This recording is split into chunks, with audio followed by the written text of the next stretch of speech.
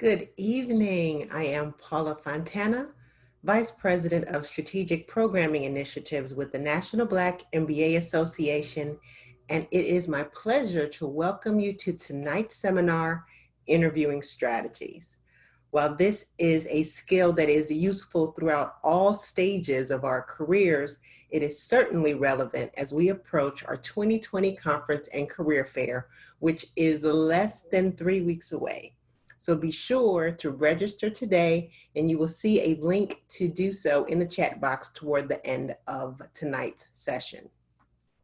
So our facilitator for the session is Tondi Young. She has been a member of the Google People Ops staffing team for 2 years, where she hires data scientists for various product areas. Prior to Google, she led recruiting globally and led hiring across a variety of disciplines, including engineering, client support, and legal. So she definitely knows her stuff as it relates to interviewing. She is passionate about mentoring, coaching, and developing future leaders for tech, and especially passionate about HBCU students. It is my pleasure to give you the floor, Tondi. Thank you so much, Paula, and hello, everybody. I'm so excited to be here with you today. I am going to jump right into our presentation so that we can get started and tell you a little bit about myself. So, as Paula said, today the focus of this session is to talk about interviewing, and we're going to go through from start to finish different types of interviews. I'll tell you a little bit about the agenda, but first let me talk a little bit about my journey. And Paula gave you a little bit of background, but let me give you a little bit more about my journey. And so I am originally from Atlanta, native, and Savannah State is my undergrad alum. And I spent about 10 years after undergrad going into corporate America, focused on in-house corporate recruiting for a variety of positions, but mainly sales. I decided to go and get an MBA like many of you, whether you're in school right now or graduated from MBA programs or other disciplines. About 10 years into my career, I did a study abroad for a year in Dubai, one of the best life-changing experience that I've ever had, and left Dubai and moved to the Washington, D.C. area for about 8 years, where I worked for Bloomberg, a subsidiary of Bloomberg, focused on sales hiring. And then I went to a company called CPA Global, where I led recruiting globally and focused a lot on tech recruiting as well as corporate recruiting. And so from CPA Global, I ended up in tech at Google. And like many of you have done the job search, have gone through the interview process. I know what it's like to do the prep, to really figure out what your skills are. And so I'll be sharing some of those tools with you, both as a former job seeker and MBA, and also as a recruiter, to show you what the best practices are so that you can win in your interview process and also make the most of your time at the conference. Okay, so what we're going to talk about today is interview prep. How to prepare for the interview, what are some things to do to your resume. Before we get into the interview, we're also going to talk about behavior-based questions, we'll talk about hypothetical interview questions, and we'll talk about case questions. And then we'll wrap up at the end with some final tips, and we'll do a Q&A as well. Okay, so I'm not sure how many of you watch this show on Netflix. It's called Rhythm and Flow. And this is a picture of the winner of that competition. So I can't see right now many of you in the chat, but I would have you, if we were in person, raise your hands and say how many people saw Rhythm and Flow. But generally speaking, I'm using this, this particular show and this particular individual, D Smoke, who won the show, as an example of creativity and uniqueness. So when you're thinking about your job search and you're out there in the market, and let's just say there are 10 project managers or 10 consultants or 10 recruiters, what is it that makes you stand out and what is it that makes you unique? So in this particular case, amongst this competition, some things that stood out about this contestant at the end that were commented on were, you know, being someone who's in hip hop that plays the piano, being someone in hip hop who also speaks Spanish, and then the creativity that was used. So as you think about your job search and you think about what do you do as your core function, I want you to also think about what are those unique skills that you have that you bring to your job that will set you apart from everybody else. All right, so let's talk about what makes you unique and how you're going to land at what that answer is. So So starting at what makes you unique, think about your skill set. So you want to think about what type of role are you applying for? So this can be consulting, internship, project manager, sales, marketing. What is the role? What have you done so far that's relevant to the role? So when you're thinking about these things, and this is as you're preparing your resume and as you're starting to prepare for your interviews, think about the things that you've done that are relevant to the role. This is in your internships. This may be on boards that you sit on. This may be volunteer activity that you've done, freelance work, consulting work. Think about all of those factors together. And then when you think about those things as it relates to your resume, you don't have to list everything on there, but you want to be purposeful and prioritize a couple of bullet points that are relevant to the job that you're applying for that applies to your unique skill set. What you want to do is have a master resume, and then you want to pull from that master resume to create different versions as you need to. So if like your core skill set is marketing, but you have some specific experience in demand generation, for example, which is a subset of marketing, you can create a resume focused on demand generation, but still keep your same general resume. And when you're going to apply for demand gen roles, you can use this resume as your different version when applying.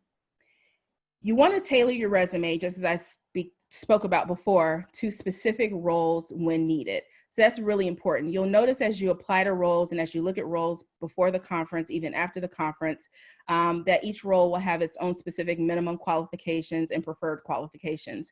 And so as much as possible, just know that when recruiters or hiring managers are reading your resume at volume, they're scanning for specific keywords in your resume that match the role. And I know this may be information that you've heard before, but it is really critical. And I would say when you look at job descriptions, you want to match your resume to that job as much as possible.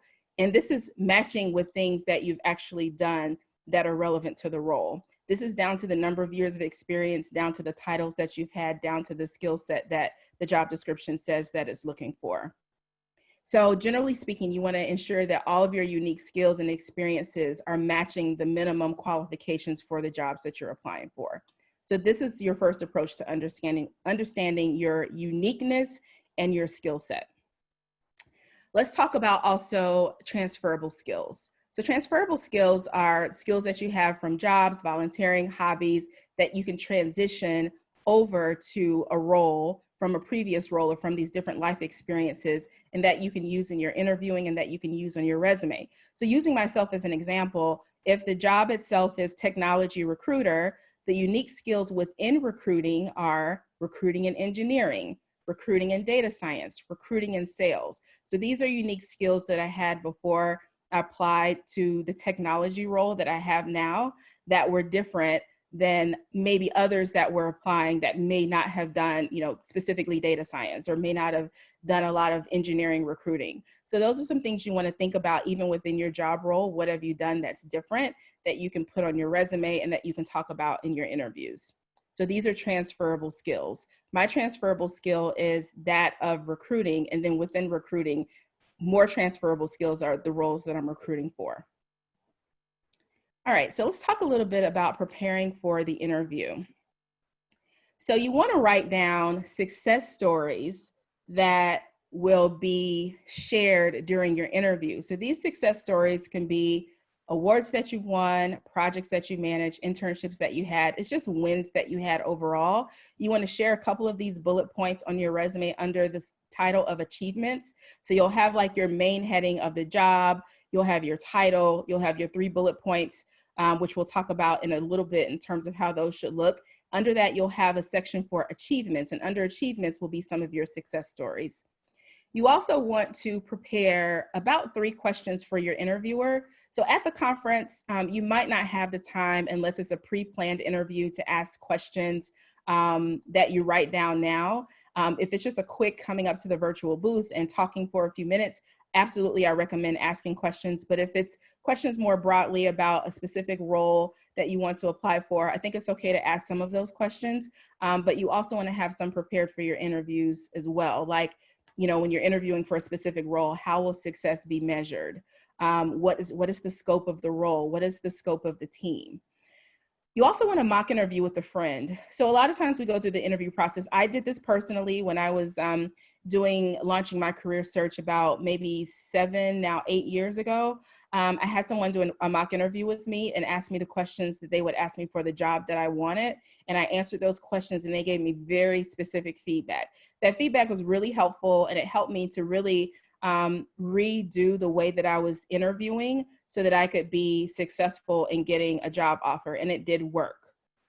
So find a friend that you trust that you can mock interview with, and I highly recommend doing that.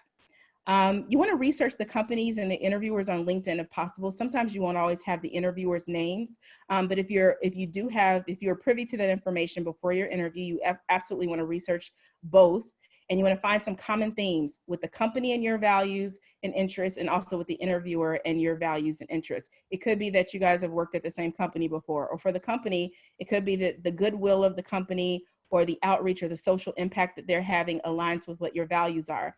So you want to make note of those things, because when you go and talk to the company, you want to be able to share, hey, I saw that your values are X, Y, and Z. I read that really aligns with my values and my goals and what I want to do in my career. And I just want to make you aware that piques my interest. You also want to write down frequently asked questions that you may get. And some of these questions we'll go through later in the presentation. Before these frequently asked questions, you want to write them down and you want to brainstorm answers ahead of time. So I'll give you some examples of questions that you want to prepare for. And then you can use those to do some brainstorming so that when you get into the interview, you're not, taking a lot of time to stall and really think about what you want to say. Okay, so let's talk about on your resume, how do you put down your measurements of success for the work that you've done? So Laszlo was the former head of HR for Google, is no longer at Google, but has provided information on resumes and interviews, both on LinkedIn and other places. So I want to show an example here of how you would capture what it is that you do and how you did it. So the formula is what you've accomplished, how is that measured, and what did you do to accomplish it? So it's like you're writing a results-based bullet point to demonstrate what you did, why you did it, and how it was impactful. You want to mention how you created or improved a process, and you want to include quantifiable data when possible. So let me give you an example of what this looks like. So let's just say you're in sales and you have on your resume right now, grew revenue for small and medium business clients, or you might have sold enterprise software to enterprise clients, or grew revenue from small and medium businesses clients by 10%. That's also okay, but optimally, in the ideal situation is that you want to say grew revenue from 15 small and medium business clients. So you want to give scale and scope. How many clients are you working with? In your situation, if it's 20, if it's 40, if it's at a larger scale, then you mention that by 10% quarter over quarter. And then how did you do that? By mapping new software features as solutions to their business goals. So think about that and the things that you've done in this last 6 months. If it was in an internship, if it was in some volunteer work that you did, if it was in the role that you're currently in, working in full time, think about what those things were that you accomplished and how you did them. And you want to put metrics like this. What did you do? How did you do it? And what was the measurement of success? So another thing that's really important is to narrow your job function search. So I say narrow your job function search because a lot of companies are focused on finding your expertise. And finding your expertise means if you are in sales, for example, what kind of sales are you strong in? Are you strong in real estate sales? Are you strong in software sales? Are you strong in selling in other areas of sales? So this is important because within each job function, there are usually specializations, and companies are typically looking for someone that has a very good, strong expertise in a specific area within the job function.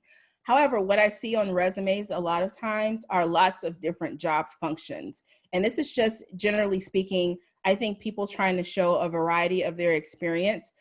But I will tell you from a hiring perspective, when looking at a lot of different job functions across the board, it makes it appear that you've done a lot of different jobs and you don't want to give that impression. So saying that you have expertise in marketing and sales and project management, that looks like you've done 3 different jobs. You want to find out for yourself by looking at your resume and your experience, of these 3 things, what have I done the most of? I've spent the most time in marketing. What have I done exactly in marketing? Have I done B2B marketing, B2C marketing, customer marketing, events marketing, demand generation marketing?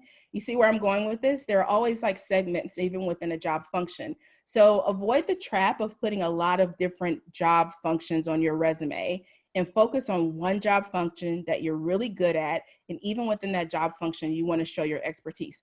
So going back to my example of being a recruiter, within recruiting, saying, hey, I'm a recruiter in technology, I'm a recruiter in, with data science, and I'm a recruiter in this space. So think about that when you think about the job that you want to do. Even if you're in school right now and you're about to graduate and you have maybe like a year of experience, for that year of experience, same thing. Think about what you did for that year. What category does that fall into? And then build on that. I see that we have some questions that are coming up in the chat. We're going to answer questions at the end. So if you can hold your questions, we'll definitely get to them. And we actually have a Q&A box that we'll ask you to put the questions in. Okay, so let's talk about the types of interview questions that you can expect to get for your interviews. So this is not every type of interview question, but this is a summary of the most frequently seen interview questions that you're likely to get as you go on your job search. So we have behavior-based questions. These are questions pretty much asking about your past experience. Hypothetical questions are created to see how you think, and I'll give you an example of what that looks like. Then you have case interview questions that often come up when you're going into consulting. So I see a lot of MBA, a lot of my classmates coming out of MBA went into the consulting world and worked for the big 5 consulting firms. I went into tech, so I got lots of hypothetical questions and behavior-based questions. And then for other companies that are outside of those 2 boxes, you may get lots of behavior-based questions. So just keep in mind, these are the types of questions we're going to cover today that you can expect. And then you can, as I mentioned earlier, as you're doing your prep for your interviews, you can use these questions as ways to prepare your responses. Okay, so first let's talk about behavioral interview questions. So an example of a behavioral interview question, again, they're asking about your past experience, and they want you to tell them an example of something that you did and how and what the impact was. So usually when you get a behavior-based question, you want to use the STAR method, which is the situation, the task, the action, and the result. So it's the same concept as showing the impact that we talked about earlier. So here's an example of a STAR-based question. So it's tell me about a time when you made a professional mistake. What was the mistake and how did you handle it? You'll see this question come up in a lot of different formats. Tell me about a time where you did not agree with a decision made by your manager. Tell me about a time where you didn't agree with a coworker. Tell me about a time you were working on a project and you didn't meet the deadline. So there might be lots of these examples about tell me about a time when you were working on something and things did not go as planned. So you want to think about some general examples that fall into this category. But here's the situation here. This person says they were working as an intern for an events company. They had to order some flowers for a private event, and somehow they mixed up the information and the flowers got delivered to the wrong venue. So what they did to mitigate this was they told their boss about the mistake. They took an early lunch break. They went to the other venue, picked the flowers up, and took them to the appropriate place. So they went above and beyond to really fix the problem. And then the client that was supposed to get the flowers originally never even knew that they were missing. So this is a situation where you can still show impact by saying, hey, this went wrong, but this is what I did to correct it. It shows an amazing skills that companies will want to see how you thrive in situations that don't necessarily go as planned. All right, so let's talk about a hypothetical question. So hypothetical questions are meant to see how you think on your feet. How do you think in situations where things are ambiguous? And so you'll get a lot of hypothetical questions in the tech industry, as well as the behavior-based questions as well. But here's an example of a hypothetical question. So suppose you're in charge of planning the grand opening of a new office location in Dubai, UAE, whatever company you're working for. What would you do to ensure that this opening is a success? So generally speaking, you hear this question and you're like, there's a lot of things that I would do to plan a grand opening. I have to write out a whole deck to explain, like, how would I plan a grand opening? But given that the interviewer will know there's lots of things that you can do, this is meant for you within, 5 to 10 minutes to really map out a quick plan. Because again, the point is to see, how do you think on your feet? How do you deal with ambiguity? So let me give you some considerations that you would want to think about if you got this question. So you want to take a moment before responding. So you want to internalize the question. If you need to hear it again, ask the interviewer to repeat it. And then you want to ask some clarifying questions. So what is the objective of this event? So it's a grand opening, but really, you can ask the interviewer, what is ultimately the objective? Do we want to do the grand opening because we're going to be there permanently? Is it a temporary grand opening? What is our objective here? You want to state some assumptions that you might make. Let me assume that this grand opening may have 200 attendees. You could just make an assumption based on an estimated number that you would want to have. And then you want to determine what stakeholders would you want to engage? Is there a facilities person that will manage the actual facility that's being opened? Is there an events planning company on the ground that you would partner with? Are there local teams that you would partner with? Ultimately, what is our goal and who are the people that we want to engage in this process? Also, you want to think about, what's your timeline? So these are things, again, this is a plan that you're coming up with on the fly as you're answering your question. So you want to think about, what is the timeline for this grand opening? So you can say, my timeline to do a grand opening and to plan an event this big, I might make it a year timeline. And so this time next year, I'd be planning to do the grand opening, and here are the steps that I would take to plan it up until then. And then you want to think about, what are your measurements of success? How many, again, we talked about attendees, the number of attendees that you want to have. How will you determine if the event was successful? Maybe that means you do a post grand opening survey and you hear from the attendees and you see what worked and what didn't work, so that you can redo that event for next time in a different city and use some of that feedback to improve for next time. You also want to think about your location, the timing, the setup. So these are some considerations. So as you're giving your answer, you want to go through some of these things and think about some of these things when it comes to hypothetical questions. Okay, so now let's talk about case interview questions.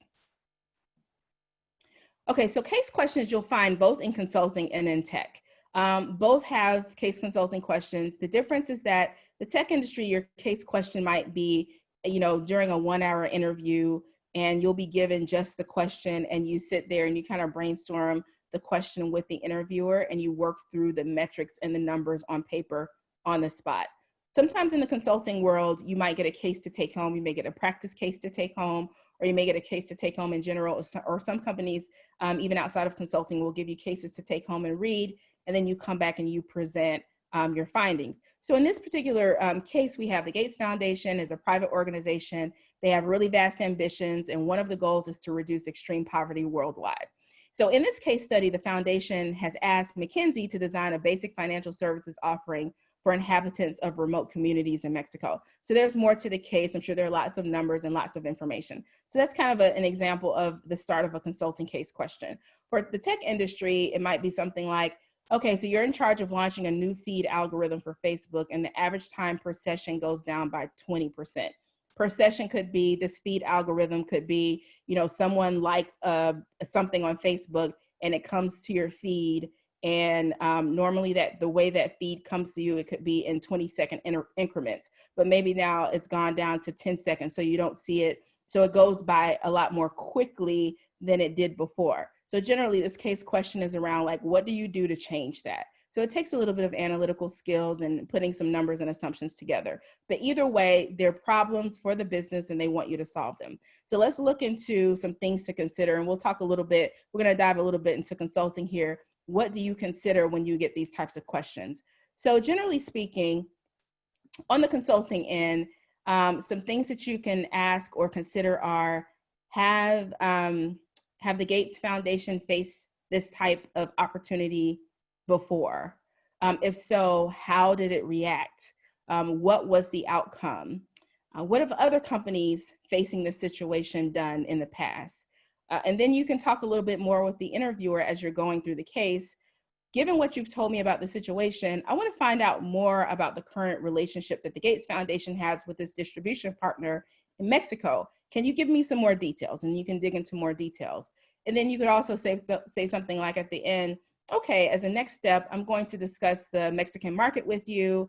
I'm going to ask about our entry strategy, and I'll make a final recommendation. So really think about your case questions as really digging in and finding out information. I think the best way to be successful when you're having these interviews is to make sure that you're getting as much information as possible, you're writing it down, and you're giving a thoughtful approach and thoughtful framework. The framework is most important because there's not necessarily always a specific right answer that the interviewer is looking for. They want to see how you think. They want to see, how would you approach this situation? How would you partner with this foundation? What are your recommendations and what are they based on? You know, what's your framework? Like, do you have a philosophy like, you know, you always want to be fair and equitable across all the partnerships? Or, you know, is it that you always want to be fast? Like, what types of things do you value?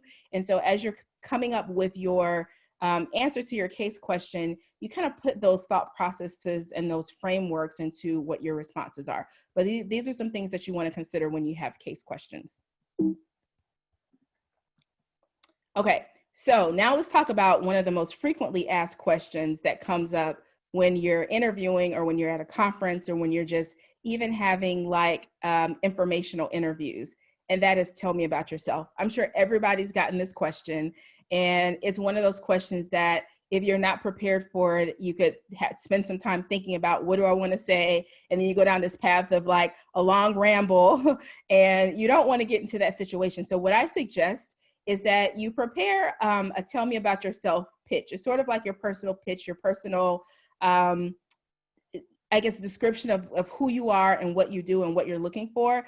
I would have that prepared, practice it, write it down, talk to your phone. Like specifically, I have in the past, when I'm preparing for an interview, I'll record my responses in my phone on video and I will listen back to it. And I'll listen for gaps and I'll listen like to say, does that make sense? How does it sound? Do I sound like I'm rambling? Like I would practice this so that you can just like, you know, roll it right off your tongue when you're asked. So here's some things, like when you get this question, tell me about yourself, here are some things that you want to think about.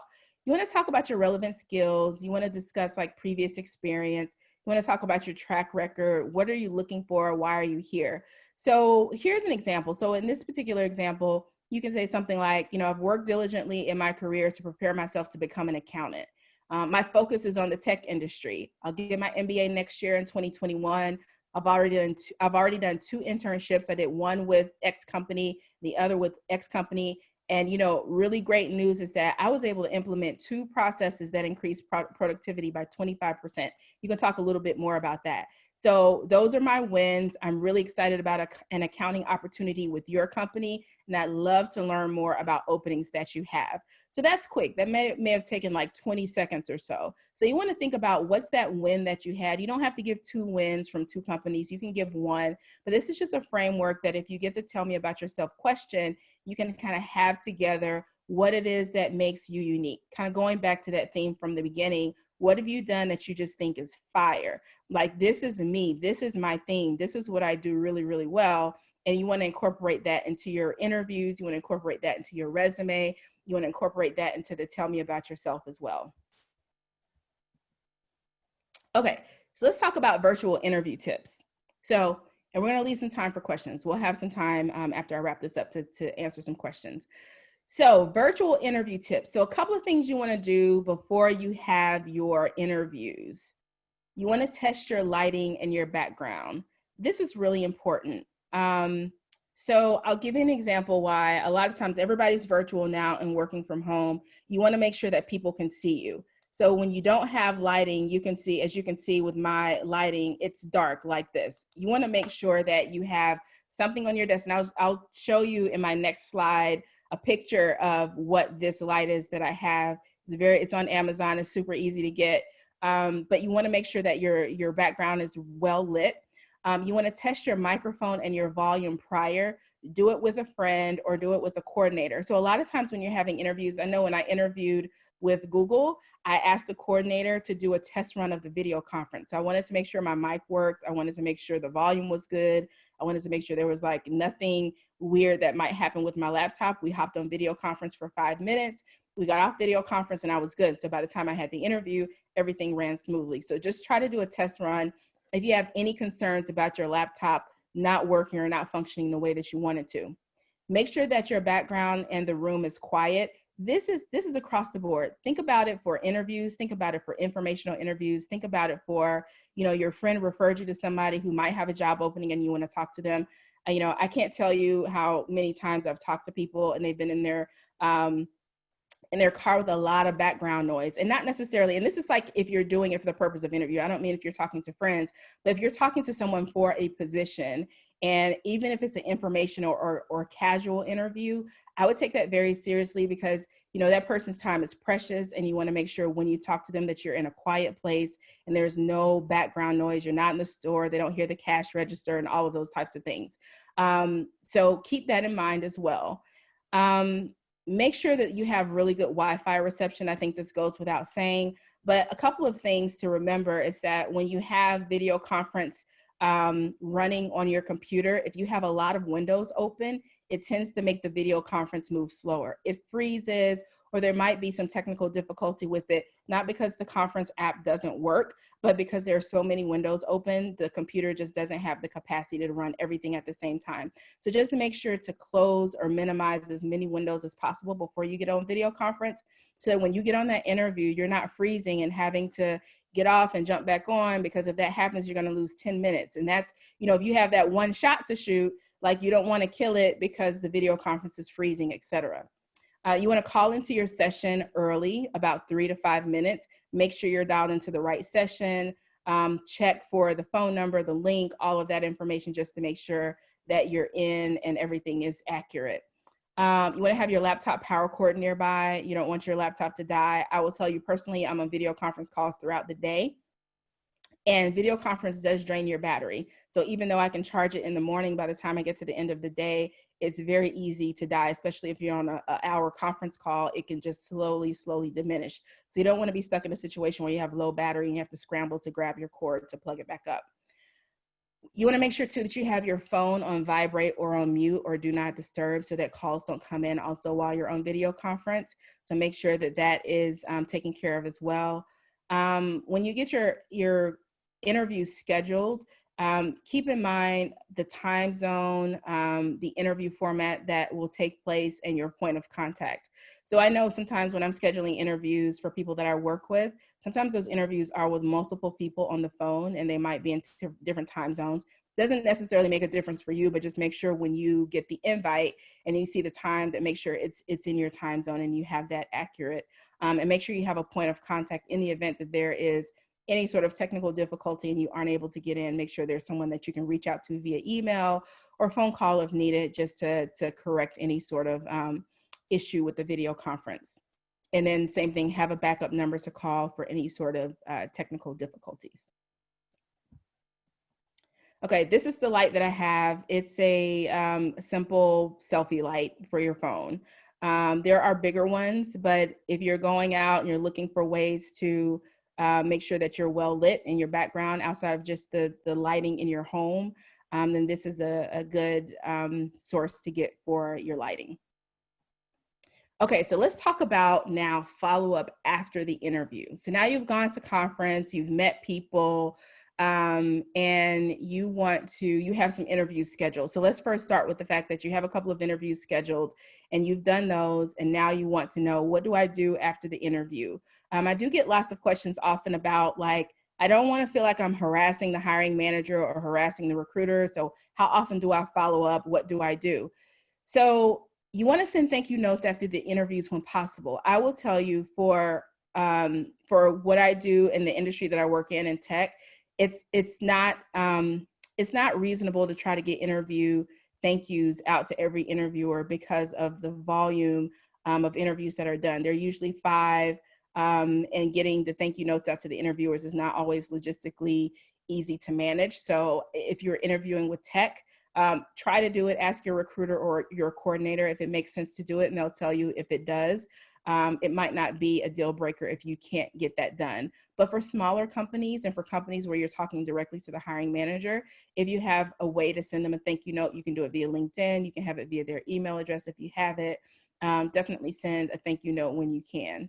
I would say even send a thank you note when you're doing informational interviews because you want to thank that person for their time as well, because that might result in them introducing you to someone else. So as you're talking to people, just to remember as much as possible that you want to follow up, thank people for their time, and just do it as much as possible. So your interview follow-up should be short, 3 to 5 sentences if possible. I mean, a real quick, I really appreciate your time. One thing that stood out is this: I'm excited about this opportunity and I look forward to hearing from you. Don't make it lengthy. Don't do 2 paragraphs. One thing I want to mention too that's not on this list, is just came to mind. A lot of people ask me about cover letters. Those aren't really necessary unless requested. So if you're applying to a company and it says, please submit your resume and cover letter, I would do it. But if it's not specifically requested, I wouldn't worry about it. I know at the volume that a lot of the larger companies are reviewing resumes, reading through cover letters is difficult to do when you're reading lots of resumes as well. So I would focus your time and energy on the resume and not necessarily the cover letter. I just thought about that. So what happens after you've had your interview? A week goes by, you don't hear from anybody, and you want to know like what to do. I will follow up with the recruiter via email after a week. If you follow up via email after a week and you don't hear anything, give them a little bit of time and follow up the following week. I would do it on a weekly basis until you have an update. I will say sometimes after interviews, there are different things that are going on behind the scenes, meaning getting interview feedback in. It could also be the interview feedback is in, but it's not necessarily completed. It could be that the person is out of office, your point of contact. So there could be a lot of factors. It doesn't necessarily always mean that it's a no, and it doesn't always necessarily mean that something bad has happened. So I would just be patient and send your follow-ups, like I said, to the recruiter at least once a week until you get some sort of resolution. Check your messages when you're doing your follow-up notes for grammar and spelling. This is really important. I know we're all busy, and this applies to all of us, myself. Just make sure that you do a quick check in your email, even if you have to cut and paste the text out of the email into a Google Doc or a doc, and just do a quick grammar and spelling check. Just make sure you do that before you send your messages. Also check for the person's name. I don't have an easy to spell name or easy to remember name. So a lot of times, people rushing, they may send, different variations of the spelling of my name. So make sure that you're checking for the person's name. You're checking for, again, your grammar and your spelling in your email. Also know that very specific feedback on how your interview went cannot be given. So for example, if you hear back from the recruiter, if you do your follow-up, for the next couple of weeks, and then they get back with you and say, sorry, unfortunately, we're not able to move forward, they can't get into specific details like, oh, you missed question number 2. This is what the interviewer said, and this is what you said, and this is why we're not moving forward. They won't be able to do that. So I would release yourself from getting any specific feedback. They may give you some high level feedback, generally speaking, like we need someone that has 5 years of sales experience instead of 2. You might get something like that, or you might get, we need someone that has more experience in real estate versus software. So there might be some general things, but they can't get into very specifics. So don't really try to push for that. I've heard people ask about that, or really pushing to try to figure out, but why, what happened? I really want to know so I can know for next time. I would just, if it's a no, whatever feedback that you can get it and keep going. One thing I would recommend is to, if you know people that are either in recruiting or they work for a staffing firm, those are always really good places to get feedback. When I say staffing firms, these are staffing firms that represent companies. So they might do placements for temporary positions. So you might get a contract role with a tech company. The staffing agency can usually give you some general feedback. They can give you feedback on your resume. They can tell you what the hiring teams are looking for, more so than the companies can. So just keep that in mind. And if you want feedback, I would try to go to a staffing firm or go to a friend or a peer who can review your resume and kind of give you some feedback. And the last thing is just connect on LinkedIn to stay in touch with the people that you come into contact with. But just know as well, because these questions come in a lot. I see them. I have a peer that I'm connected with that's a coworker and who also gets a lot of questions. Just know that over LinkedIn, it's also, we can't give like very specific feedback about your resume. So I get lots of requests to say, hey, we look at my resume and tell me if it matches this job. So just like we could not do that, give that feedback if you were applying online directly, like call you back and say, hey, we got your online application, but it's missing these 3 things. It's the same thing with LinkedIn. So when you're connecting with recruiters and hiring managers on LinkedIn, I mean, generally, yes, you can ask for feedback, but just, I'm saying just like, mediate your expectations to know that you might not be able to get very, very specific feedback. And if it's no response, sometimes it's because they, it could be that the answer is no, and they can't give you detailed feedback as to why. But I would just continue to grow those connections and continue to connect with people and try to, grow your network as much as possible. All right, so the last thing is Q&A. So we're gonna switch to Q&A now. We have a hard stop in 20 minutes. So I'm gonna open the floor up. I know we have some questions in the chat, in the Q&A. Oh, yep, there are already some questions in the Q&A. So I'm gonna open this up. Give me just a second.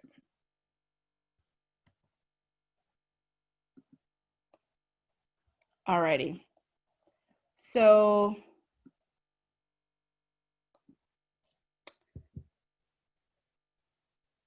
let's see here. So if you apply to different positions with various resumes, how do you reflect that in your LinkedIn profile? So I would say generally on your LinkedIn profile, you should have like your core experience and skills. So this means, I'll use myself as an example. Generally speaking, my core skills falls into recruiting. But if I'm applying to a role that says we're looking for a sales recruiting experienced person, then I will put sales. I'll make sure that sales is highlighted on my resume. I may have a special resume for sales recruiting. They say we want technology recruiting. I may have a resume specifically towards technology recruiting. So you can tailor your resume, and that's totally fine. But on your LinkedIn profile, it should show your core skills and experience. Okay, hopefully that helps. Okay. All right, so yes, I get this question a lot about authorization to work in the US, and I mean, pretty much thinking that companies are not hiring because of authorization or lack of authorization to work. When applying to a role, I would apply and not worry about work authorization. There are plenty of companies that do offer authorization to work. Every company is different, but I would not allow that to prevent you from applying to a role. What the most important thing is that you want to pass the resume screen. So I'll tell you personally, when I'm screening through resumes, I don't even see your work authorization on the resume. All I see is the resume, and I'm looking for the qualifications. If those match, I'm going to reach out to you. And when I reach out to you, we'll have a conversation about your experience. Where do you want to work? Where are you open to work? And then all of those details that I need to know about where you want to be, we can have the discussion about next steps and authorization. But don't think that you're going to get weeded out of a process because of that.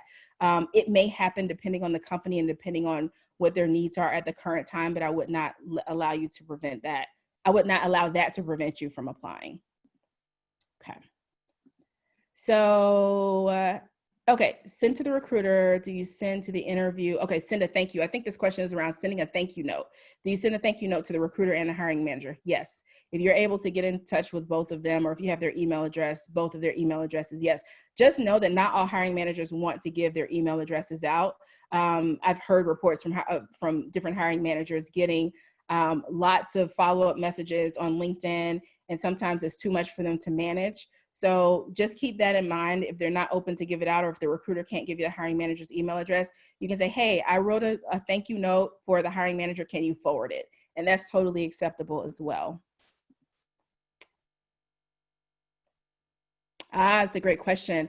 What are recruiters doing differently in the anti-racist climate? I'm hearing the same as usual. Yeah, that's a great question. So from what I know and from what we're doing as an organization, is really like having a focus on how can we connect more.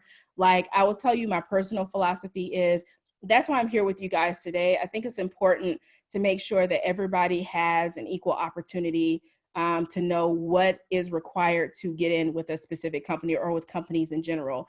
And so I know that there's a big push to kind of step back and say, what can we offer to share this information? What can we do to offer like chats? It's one thing that we're tossing around doing internally right now is having, setting up opportunities for candidates to talk with people internally before applying, just to really learn a little bit more about the job. It's not something that's been launched, but it's something that that we've tossed around the idea of. So really it's just more right now in this climate about making connections so that we're getting to know people and people are getting a chance to know us, and so that they can make that connection and make that decision. And I think that makes the environment more inclusive versus just having people submit resumes and not really knowing where it goes. So hopefully that answers your question. Okay. Elaborate on how the virtual setup is going to be this year for the conference. That's a great question. Great question. Actually, I'm gonna have Paula answer right before we have a little bit more time, but I'll have her answer the format of the virtual conference if she can give some insight on that when we come to it. So Paula, if you could make a note of that. And you said, how can I ensure, okay, how can I ensure that I'm able to connect with the top companies I'm interested in? Yeah, we'll talk a little bit about that at the end. I think there will be a way as a Black MBA member to go into to log in and see what companies are going to be present and kind of make a list of those and then apply to roles that they have posted. I'm pretty sure that that's the process, but we can talk about it a little bit later. I don't want to misspeak. When do you stop following up after the interview? I wouldn't. I mean, usually the recruiter or the company should follow back up with you, I would say within a week or two. There shouldn't be like a long delay. Like you shouldn't have to be following up for months after an interview.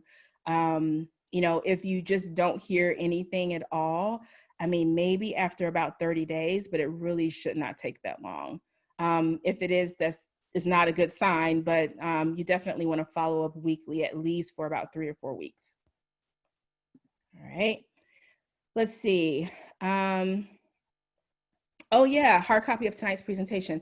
Yeah, I think I can make a copy to share with you guys and I can share it with National. But actually, this presentation is going to be in the portal so you guys can go back and listen to it. And I'll see if I can get the slides to you as well.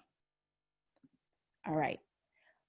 What do you recommend is the best way to identify the hiring manager for a role when writing a cover letter for a large corporation?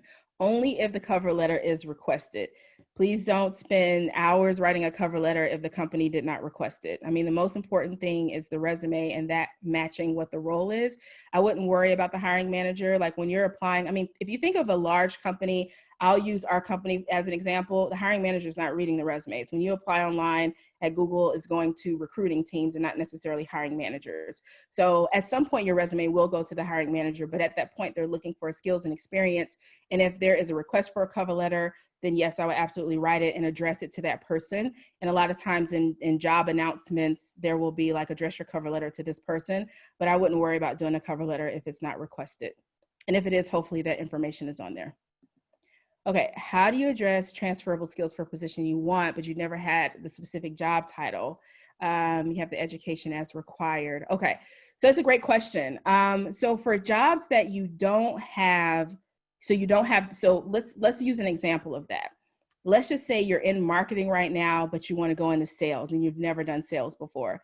There are some qualities that you have in sales that you've done in marketing, and I would suggest putting those things on your resume and highlighting it in your marketing job. Like, let's just say right now your job is a marketing consultant. So what are some things that sales reps do? Let's use, for example, a sales rep closes, they do lead generation, they do prospecting, they do follow-up, they're closing customers, those types of things. When you're in marketing, depending on what kind of marketing you're doing, let's just say you're doing demand generation marketing, maybe you're closing customers, maybe you're doing prospecting and you're doing follow-ups. All of those skills that you've done in marketing that match with things that you would do as a sales rep, you can write those skills down, the skills that match, and put those on your resume. I'll give you an example. The person that hired me at Google was doing recruiting for a TV show. She was a scout. And so she scouted people for this show. And it was a very well-known show, and it wasn't recruiting, but it was the same skills. You're calling people, you're interviewing them, you're choosing them, but it wasn't in a corporate environment. And so she took that transferable skill and turned it into recruiting. So hopefully that helps. How do you go ahead with National Black MBA Virtual Career Fair to stand out? So again, think about your unique skills. I mean, that's really what it's about. Put some interesting things on your resume, some things that are in your background that stand out. Like think about what those things are for you. Whether it's been a study abroad, whether you've done something that you think is outstanding.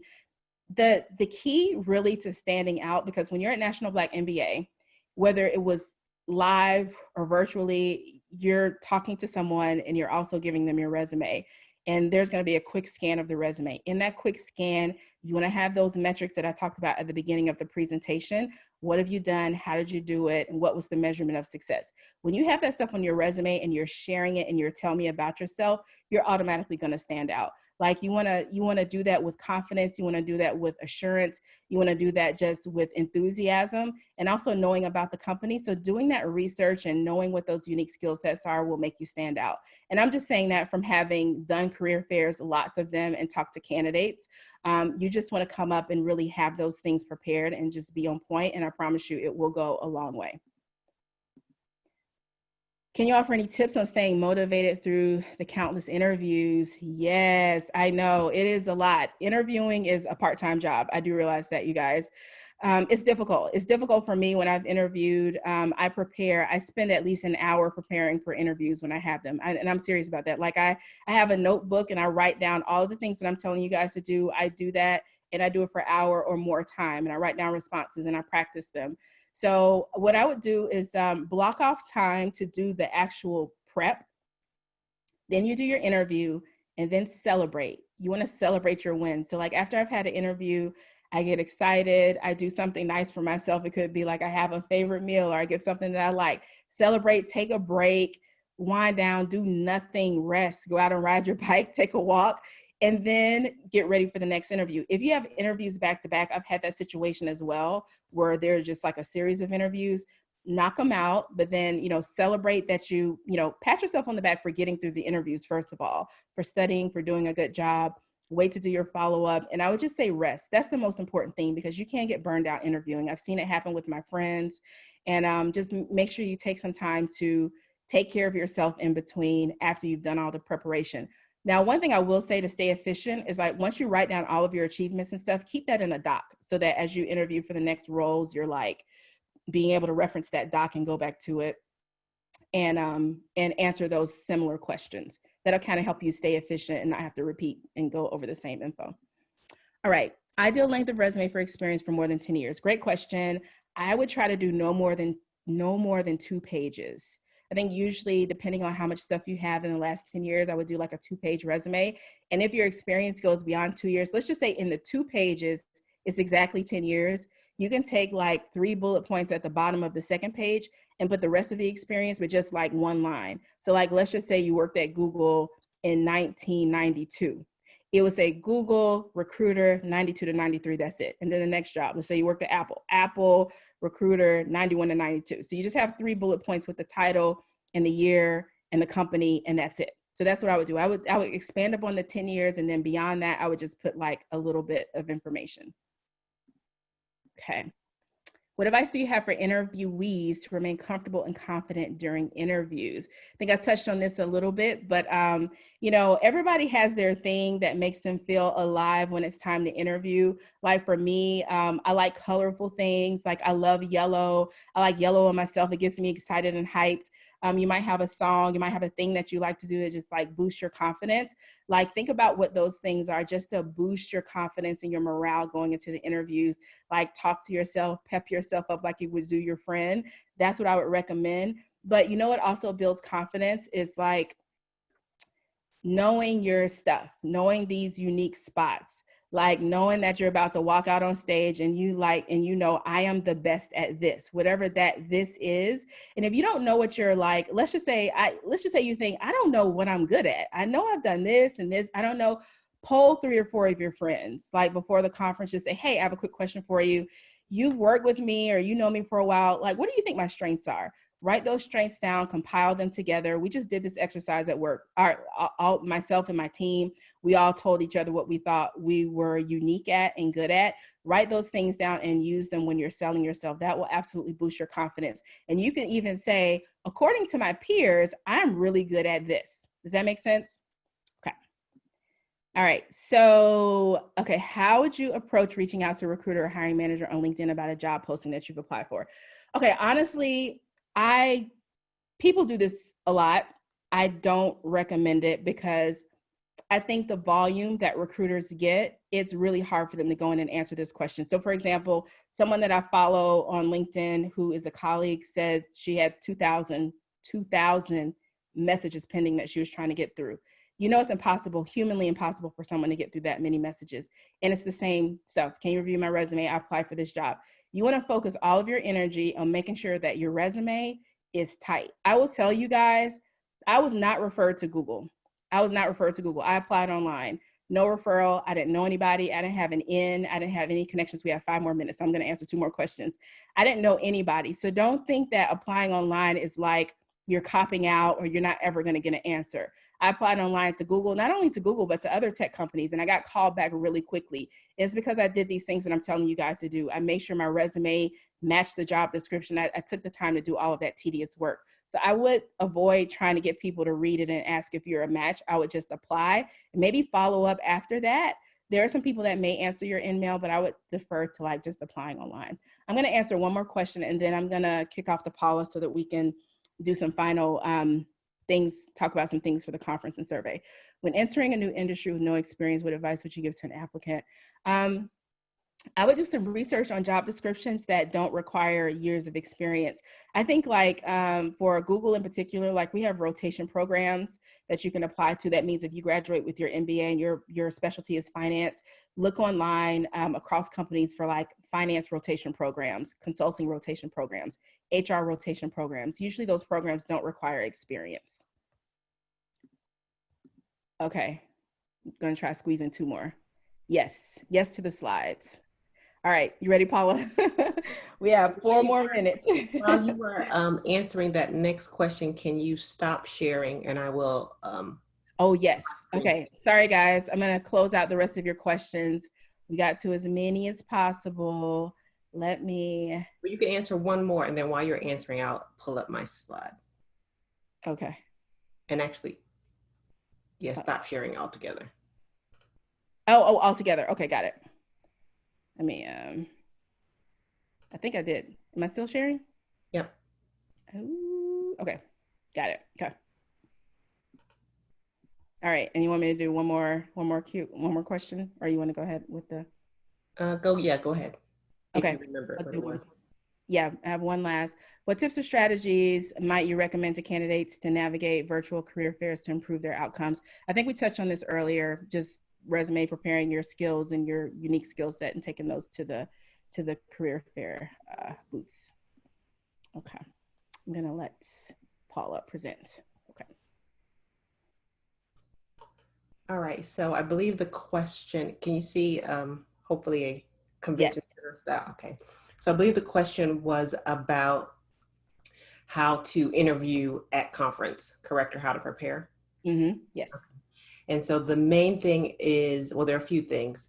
First of all, make sure that you are currently registered for the conference and that you have already uploaded your resume onto the database. This will allow employers to find you, and then you can also search for opportunities. On Wednesday, the 23rd of conference is when the platform will open. This is what it looks like. Make sure that as soon as you get in there that you upload a professional headshot as well as a resume, again, so employers can connect with you. And then you can go to, on the right, you'll see the exhibit hall, and that is where you would go to engage with employers. So it will look a little bit like this. So kind of familiar, similar to what you would have seen had we gone into a regular convention center. You'll see the different employers listed there. And then when you go to engage, when Tandy was talking about doing your pitch, a lot of that will be done in a chat feature. So there'll be other people engaged in that chat. And so you would want to chat there. And then the opportunities for one-on-one conversations and interviews will be at the leisure, of course, of the employer. And then they will utilize a platform, either Zoom or Teams, or whatever their companies want to use to have those one-on-one discussions with you. So that's pretty much how the interview process will flow at conference. So hopefully that answers your question. Tandi, this has been amazing content that I know that is valuable for all of our attendees. If you all agree with me, you will see there is a link to a survey that will be in the chat box. Please click on that link and give us your feedback on how you thought the session went. The first 25 people to fill out that survey will be entered in a chance to win an Amazon gift card, so do not delay. Also, in the chat box, you will see a link to register for conference if for some reason you have not done so. So we encourage you to do that as well. Tandi, again, thank you so much. Thank All you. of you, thank you for your time this evening. Continue to be well, and we will see you 23rd of September. See you, everybody. Good night. Good night.